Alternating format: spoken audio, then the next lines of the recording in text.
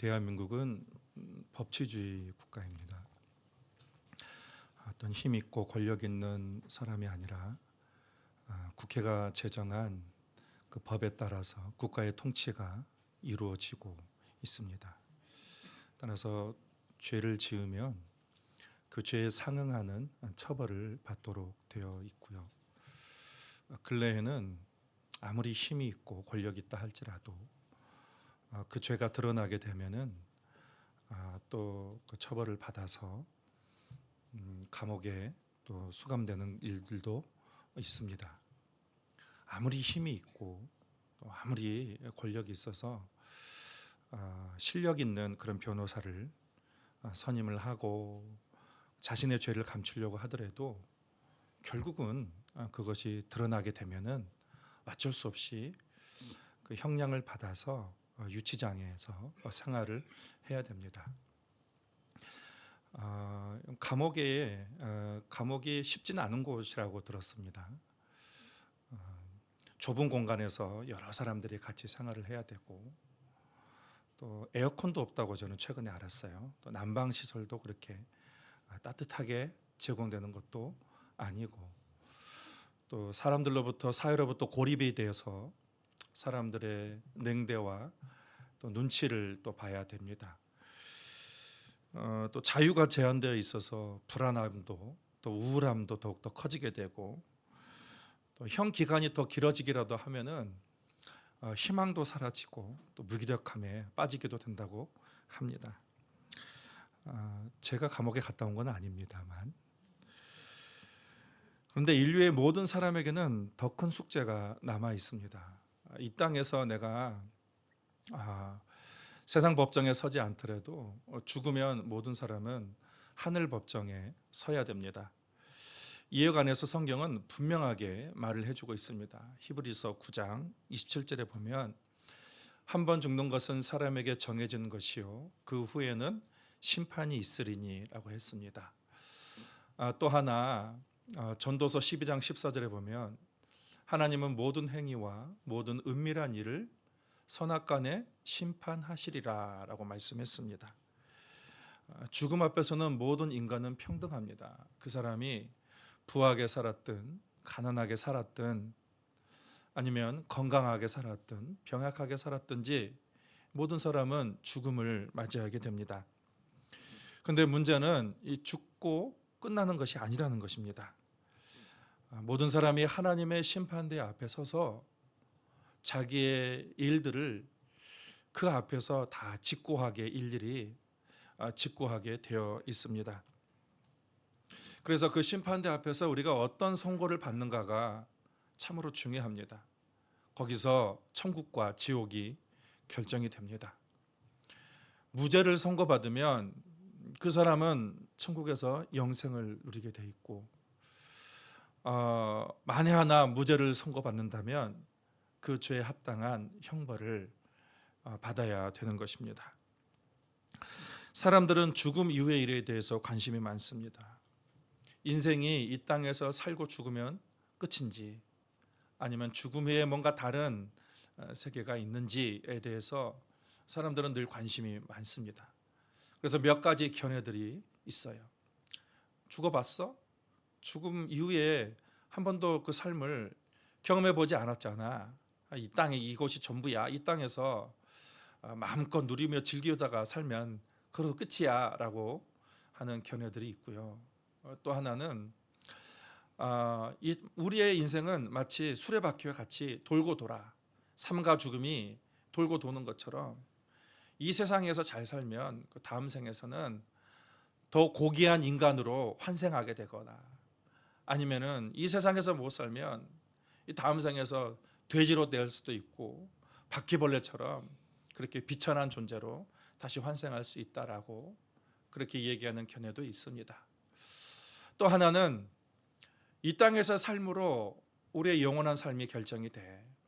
이 땅에서 잘 살아야 그 심판대 앞에서 우리가 영원한 삶이 결정이 되기 때문에 자기 도를 잘 닦고 또 자기 수행을 잘 하고 덕을 많이 쌓으면 그러면은 영원한 세계가 보장이 될 거야라고 하는 그러한 견해도 있습니다. 그런데 여기에는 또 한 가지 문제가 있습니다. 그러면 우리가 하나님의 심판대에서 무죄를 선고받기 위해서 어디까지 나를 수양해야 되는가라는 거예요. 어디까지 우리가 선을 행해야 되는가 하는 그러한 질문이 생깁니다.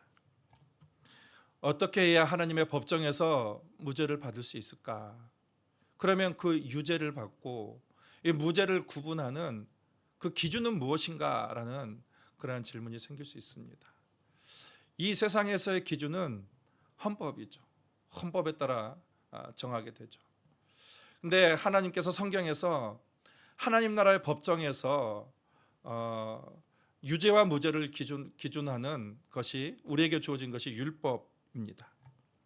그래서 율법을 통해서 자신은 내가 무죄를 받을지 유죄를 판정받을지를 우리가 알 수가 있다라는 것이죠.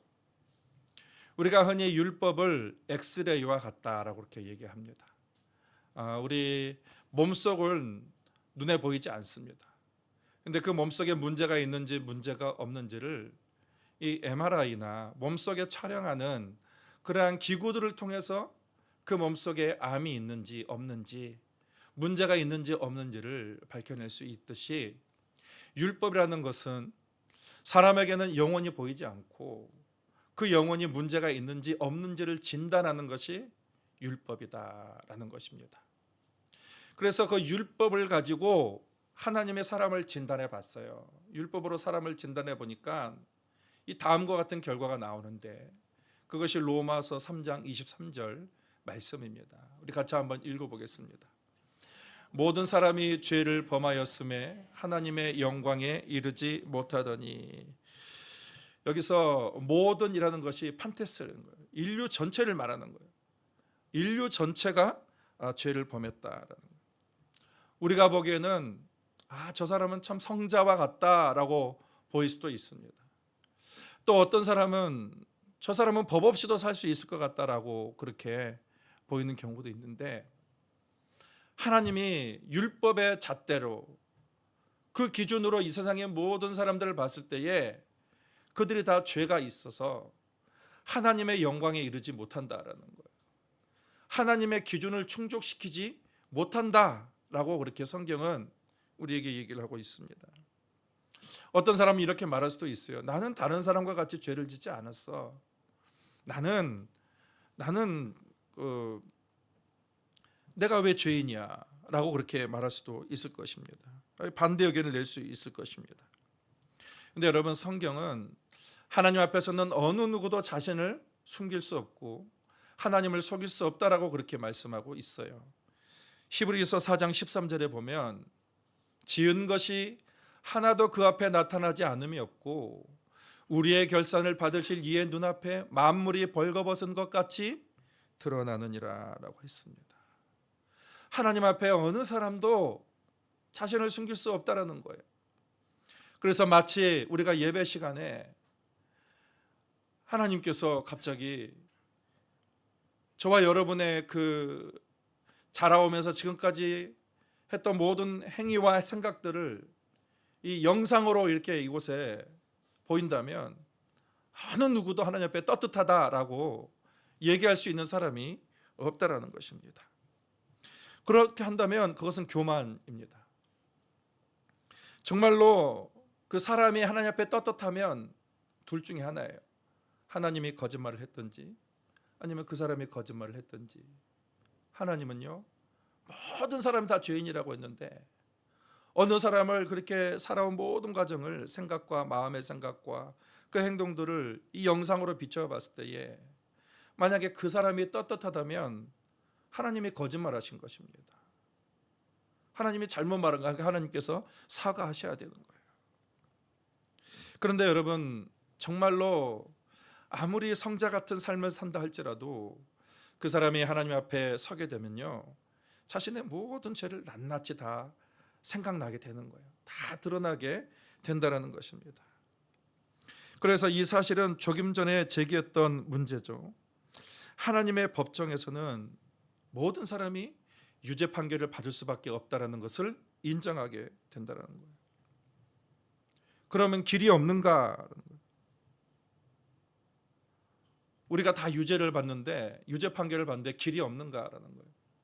그래서 하나님께서는 오늘 성경 말씀을 통해서 하나님이 구약 시대부터 사람들을 구원하시기 위한 그런 계획을 아브라함을 통해서 세우셨다는 것을 우리에게 말씀해 주고 있습니다. 먼저 1절에서 보면 아브라함이 무엇을 얻었는가라는 것에 대해서 묻습니다. 그러니까 아브라함이 하나님께 의인이다 칭함을 얻었다는 거예요. 그 2절에 보면 아브라함이 만일 행위로서 의롭다함을 얻었다면 그가 하나님 앞에 자랑할 것이 있을 거니와 그가 하나님 앞에 자랑할 것이 있을 거니와 하나님 앞에서는 없다라고 했습니다. 그러니까 아브라함, 우리가 보기에도, 우리가 성경을 보면 이 아브라함의 실수가 많고 아브라함이 결함도 많이 있습니다. 그래서 아브라함은 그의 행위로 하나님 앞에 의롭다함을 얻지 못했기 때문에 그는 하나님 앞에 자랑할 것이 없다라고 그렇게 말씀하고 있는 거예요. 우리 3절을 같이 읽겠습니다. 성경이 무엇을 말하느냐? 아브라함이 하나님을 믿음에 그것이 그에게 의로 여겨진 바 되었느니라.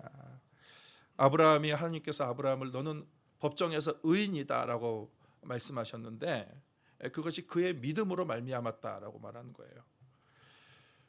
우리가 하나님의 법정에서 의를 얻기 위해서는 믿음만 있으면 된다라는 것입니다. 그래서 이것을 우리가 신앙적인 용어로 은혜라고 부릅니다. 모든 것이 은혜고 이 은혜는 하나님의 선물이다라는 거예요. 선물로 의롭다함이 주어졌다라는 것이죠. 그래서 바울은 이 의롭다함을 또 설명하기 위해서 세상의 경제 논리를 예를 들어서 설명을 이어갑니다. 우리가 사는 세상은 다 경제 논리에 의해서 모든 것이 이루어집니다. 세상에는 공짜가 없어요. 그래서 모든 것이 대가가 있습니다. 노력한 만큼 얻을 수 있고 일한 만큼 누릴 수가 있는 거죠. 근데 우리가 더 값비싸고 더 좋은 것을 얻기 위해서는 그만큼 더 많은 값을 치러야 되는 것이 세상의 원리예요. 우리가 지불을 해야 보상을 받을 수 있고 투자를 해야 뭔가 산출이 되는 것이에요.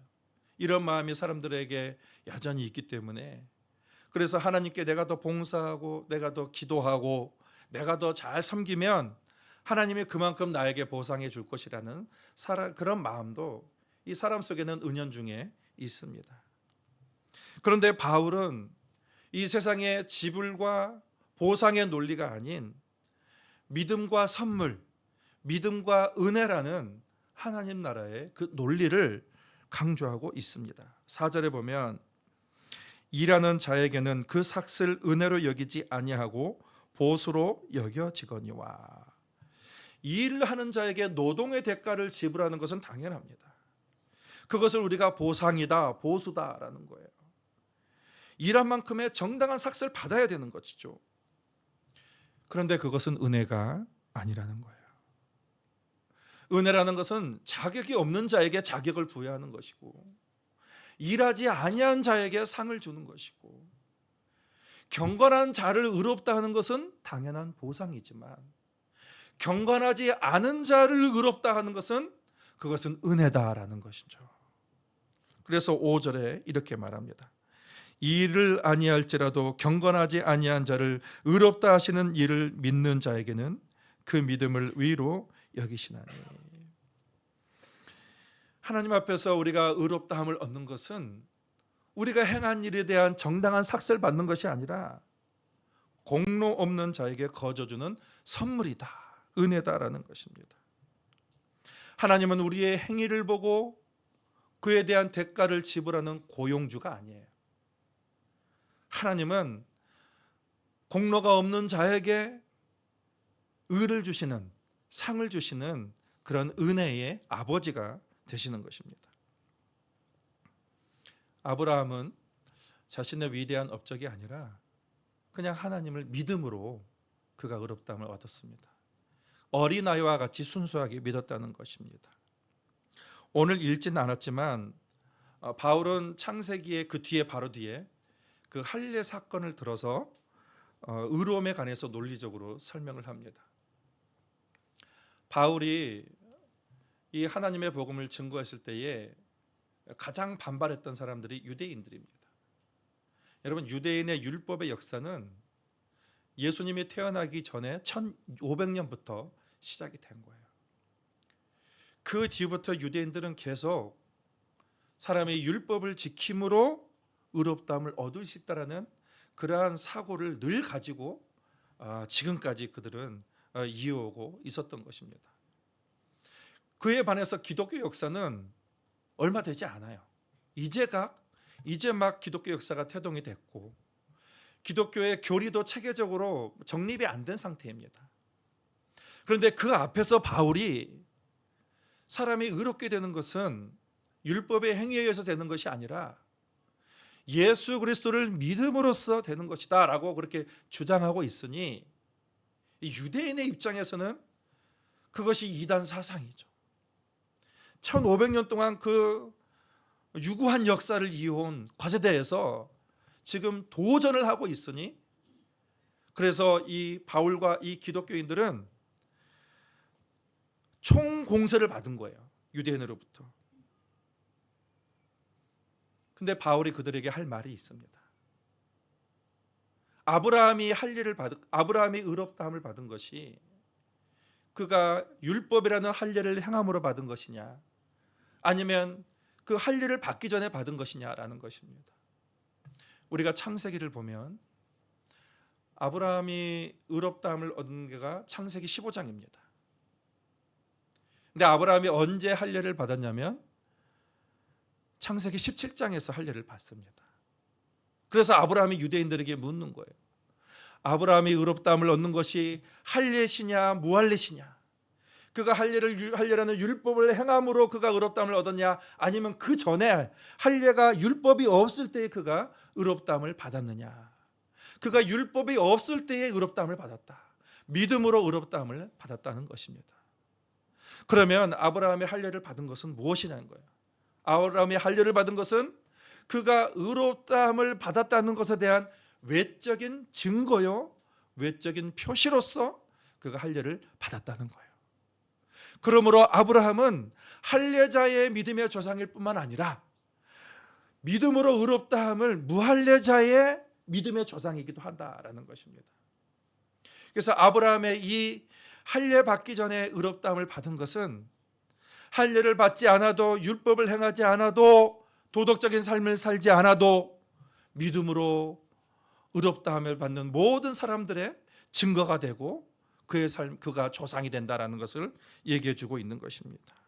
11절에 보면 그가 할례의 표를 받은 것은 무할례 시에 믿음으로 된 의를 인친 것이니 이는 무할례자로서 믿는 모든 자의 조상이 되어 그들도 의로 여기심을 얻게 하려 하심이라. 성경이 말하고자 하는 것은 결론적으로 이것입니다.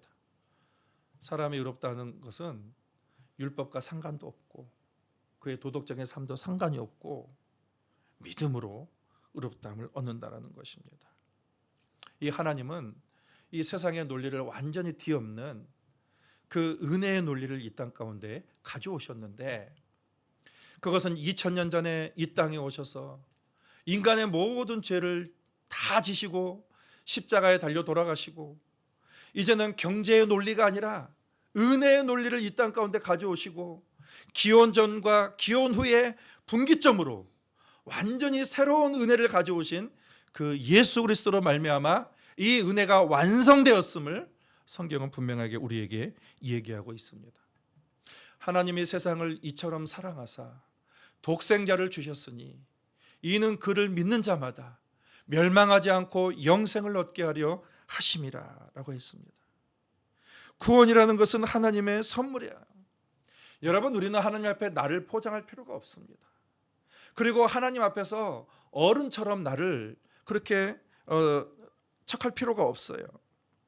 하나님 앞에서는 어떤 선생이나 어떤 위대한 사람도 어린아이와 같아야 천국이 그에게 주어지는 것입니다. 어린아이는 아직 경제 논리가 없어요. 어린아이는 부모가 그냥 주는 대로 믿고 감사함으로 받으면 그것이 자기 것이 되는 것입니다. 그런데 우리 성인이 되면 이 세상의 경제 논리가 당연하게 그의 생각에 그의 몸에 완전히 배어 있어서 누군가 뭔가 대단히 좋은 것을 그냥 값없이 주게 되면 의심하게 됩니다. 사기 같은데, 뭔가 꿍꿍이가 있는 것 같은데, 이거 염치 없이 내가 이걸 받아도 되나라는 그러한 마음이 사람 안에 있는 것입니다. 그런데 여러분, 구원은 하나님의 선물이에요. 그래서 어린아이와 같이 그것을 선물을 믿음으로 받아들이라 라고 말합니다. 구원에 있어서는 여러분, 하나님은 공평하신 분이에요. 하나님은 모든 사람에게 선물을 주셨어요. 그것을 받느냐, 믿음으로 받느냐, 아니면 거절하는 것은 그 사람 탓입니다. 내가 만약에 하나님의 선물을 주셨어도 내가 구원을 얻지 못했다면 내가 그것을 받아들이지 않은 나의 탓입니다. 하나님은 모든 사람에게 그것을 주길 원하는 거예요. 그리고 그 다음에 우리가 읽지 않은 것에 보면은 또 다윗이 등장을 하게 됩니다. 다윗은 정말 경건하게 평생을 살았던 사람입니다. 그런데 그렇게 경건하게 산 사람도 한 번 죄를 지으면 엄청난 죄를 짓게 되는 거예요.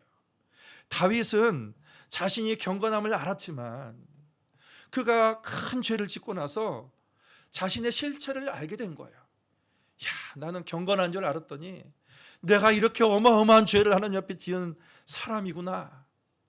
그가 가장 무서웠던 것은 하나님의 법정에서 그가 유죄를 받는 것이 가장 두려웠습니다.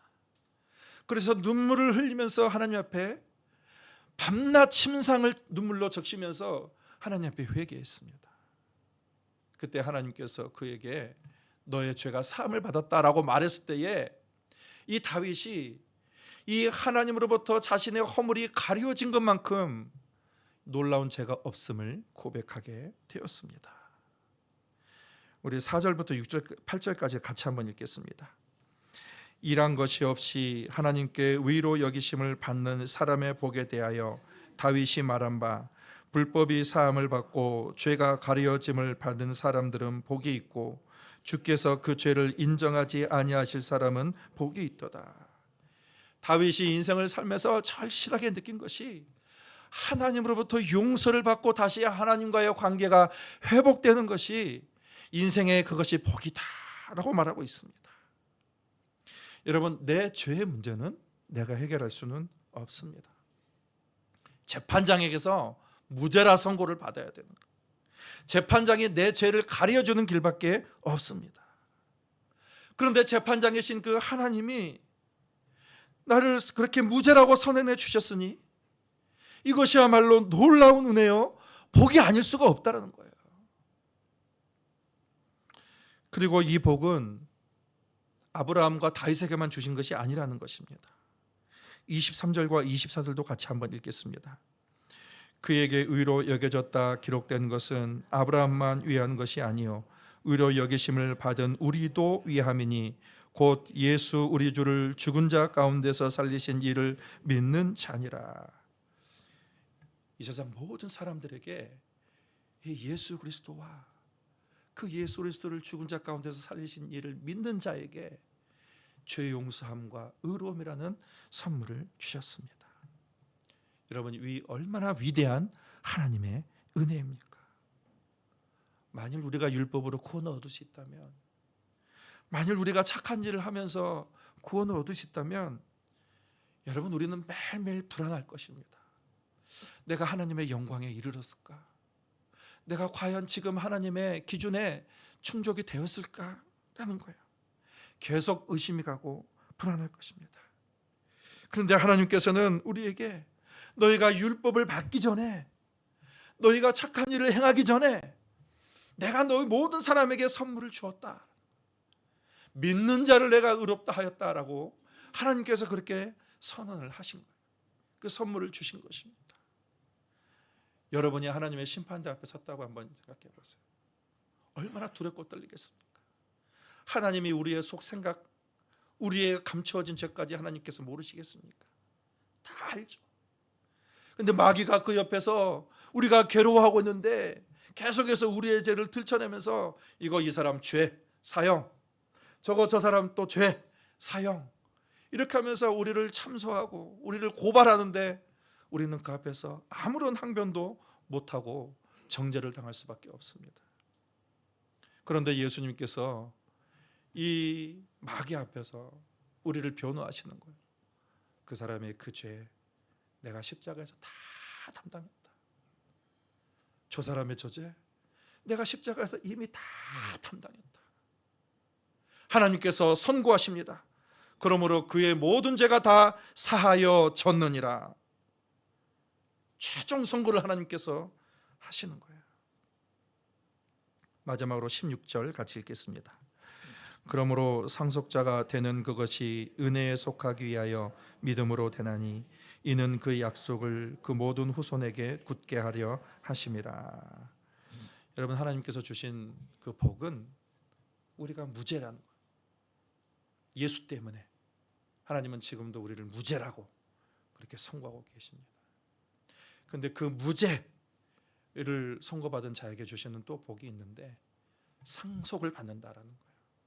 하나님의 나라를 상속을 받는다라는 그런 은혜를 주신 것입니다. 오늘은 믿음으로 누리는 복에 관해 말씀을 나누었습니다. 하나님의 은혜로 선물로 우리에게 주신 거예요. 그것을 믿는 자마다 하나님께서 의인이다라고 지금도 선고하고 계시는 것입니다.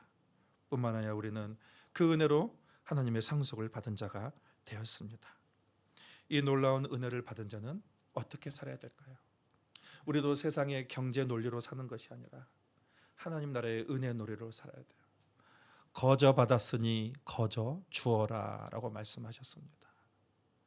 거저 용서받았으니 너희도 거저 용서해라.